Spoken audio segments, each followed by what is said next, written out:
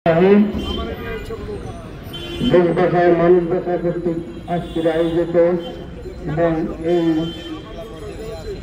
নাগরিক সমাবেশের সম্মানিত সভাপতি আমাদের ভাই কেম রকিবুল ইসলাম রিপন, প্রধান অতিথি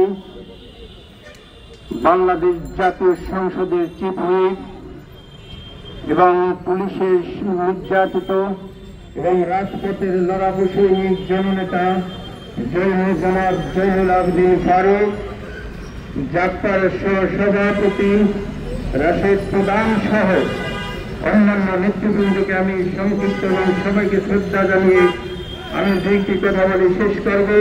সামনের মিডিয়া বন্ধুরা, আপনারা সবাই জানেন আমি শ্রদ্ধা সালাউদ্দিন কাদের চৌধুরীর একটি উদ্ধৃতি দিয়ে একটি কথা বলবো। জনাব সালাউদ্দিন কাদের চৌধুরী যখন সংসদে ছিলেন, সেই সংসদে স্পিকারকে বলেছিল যে মাননীয় স্পিকার, আমি কি শেখ সেলিমকে চোর বলতে পারি? স্পিকার সাহেব বলেছিল যে না, আপনি এটা বলতে পারেন না।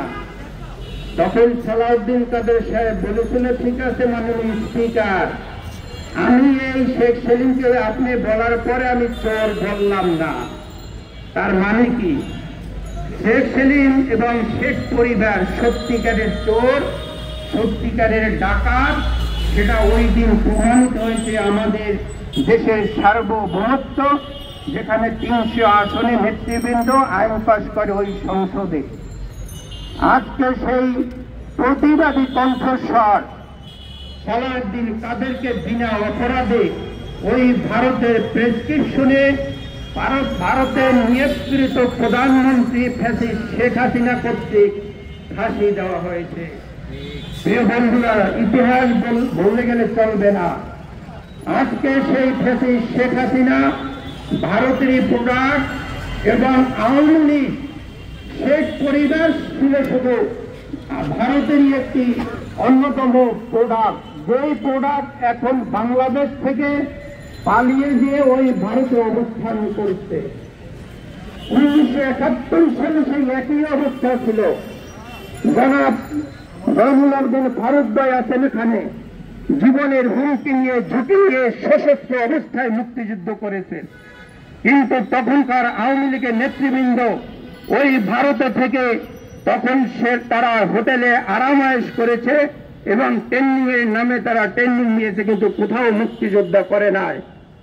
সেদিন যদি জীবনের ঝুঁকি নিয়ে ওই কালুরঘাট থেকে যদি মেজর জিয়া বলছি বাংলাদেশ স্বাধীন, তাহলে আজকে এই স্বাধীনতার সুফল ভোগ করতে পারতাম না।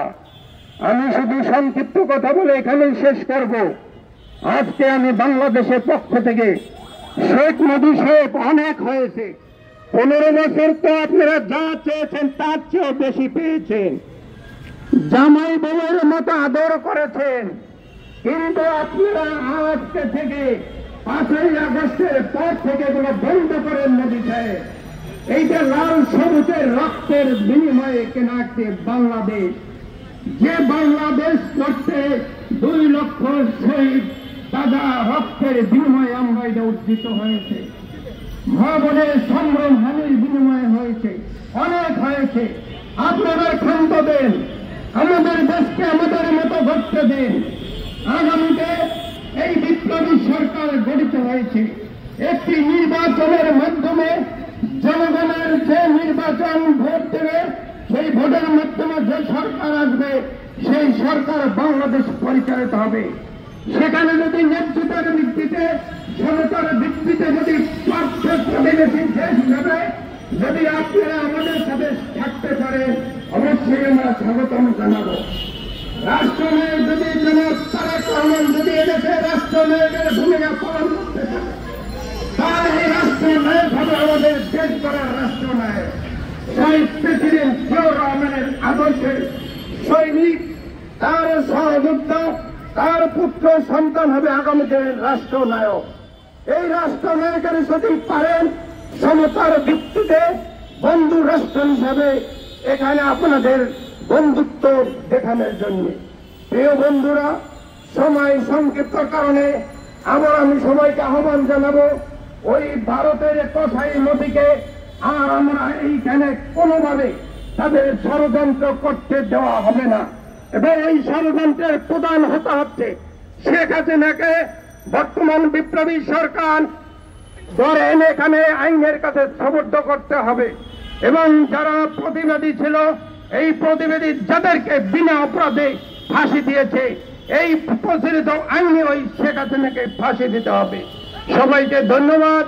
আগামী দিনে যদি কোনো ডাক আসে বাংলাদেশ বাঁচানো, সেই ডাকে আমরা রাজপথে থাকার অঙ্গীকার করছি।